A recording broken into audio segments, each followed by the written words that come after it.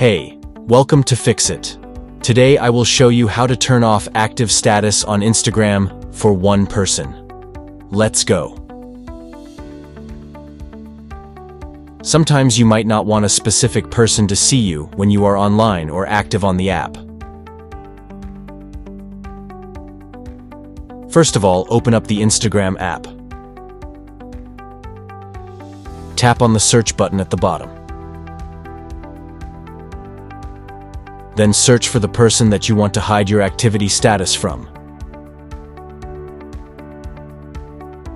Tap and select them from the search results.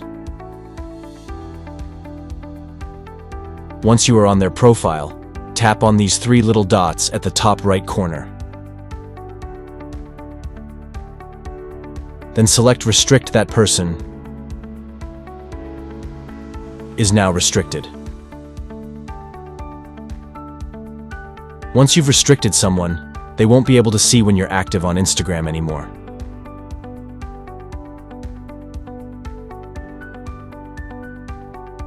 By following these simple steps, you can easily control who sees your activity status on Instagram and have more privacy while using the app.